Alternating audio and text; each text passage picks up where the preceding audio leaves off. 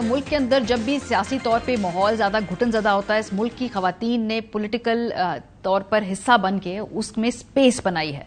इस मरतबा अगर हम देखें तो पाकिस्तान की सियासत में खवातीन ने पहले से ज्यादा इंटरेस्ट शो करते हुए उसमें अमली तौर पर हिस्सा लिया। इस दफा अगर हम देखें तो कुल उम्मीदवार जो है वो तकरीबन 28,000 से ज्यादा हैं इलेक्शन में, लेकिन उसमें खवातीन की तादाद पिछली मरतबा से ज्यादा है। इस दफा 3,000 से ज्यादा खवातीन इलेक्शन में हिस्सा लेंगी। कौमी असेंबली की जो नशिस्तें हैं उसके ऊपर खवातीन अब 471 की तादाद में वो हिस्सा ले रही हैं।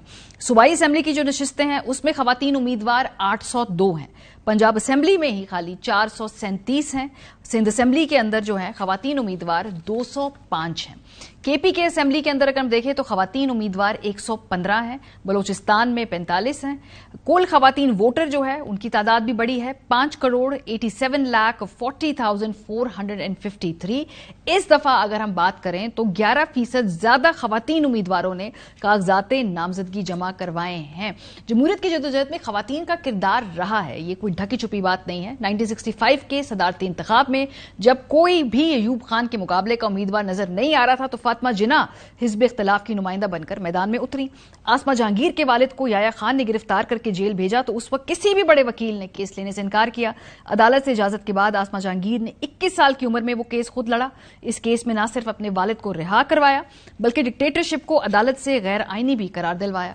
नुसरत भुट्टो साहिबा सबको मालूम है, जुल्फिकार अली भुट्टो के कैद के दिनों में पीपल्स पार्टी की क़यादत संभाली, उनकी रिहाई के लिए भरपूर सियासी तहरीक चलाई और 79 से 84 तक पार्टी की चेयरपर्सन रही। और फिर जुल्फिकार अली भुट्टो की फांसी के बाद बेनजीर भुट्टो ने अपनी वालदा के हमरा पीपल्स पार्टी की क़यादत संभाल ली और उनका शरीक चेयरमैन पर्सन मुंतखब किया गया और 1988 में पाकिस्तान की पहली वजीर आजम खातून बनने का एजाज भी मिला। बेगम कुलसूम नवाज ने नवाज शरीफ की हुकूमत का तख्ता उलटने के बाद भरपूर एहतजाजी सियासत की, क़यादत की और मजलिस तहफ़्फ़ुज़ पाकिस्तान के नाम से एक फोरम बनाया। पनामा केस जब हुआ तो उसके बाद भी मियां नवाज शरीफ साहब की नाअहली के बाद उनकी बेगम कुलसूम नवाज ने NA 120 से इलेक्शन लड़ा था। और मरीम नवाज साहिबा का खुद का भी किरदार पनामा केस के बाद जब नवाज शरीफ साहब नाअहल हुए थे उन्होंने बड़ा अहम किरदार अदा किया और जो इस वक्त PMLN के पास पॉलिटिकल स्पेस है उसमें मरियम का बड़ा अहम रोल है। सुप्रीम कोर्ट से जब हमने देखा दानियाल अजीज साहब की नाअहली होती है तो फिर उनकी अहलिया महनाज अकबर अजीज साहिबा नारोवाल से इलेक्शन लड़ती हैं।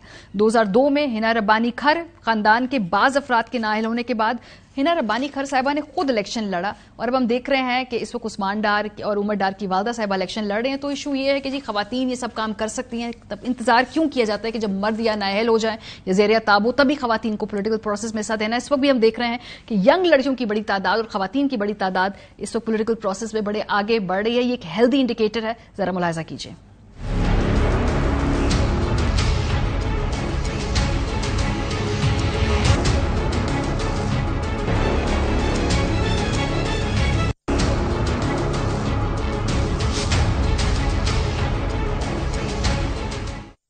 सोचिए जब भी कोई ना कोई पॉलिटिकल स्पेस खत्म होती है खवातीन आगे बढ़ती हैं, लेकिन सिर्फ तजुब इस बात का है कि उसी वक्त उनको क्यों चांस मिलता है कि जब मर्द हजरात इलेक्शन के प्रोसेस में हिस्सा ना ले पाएं।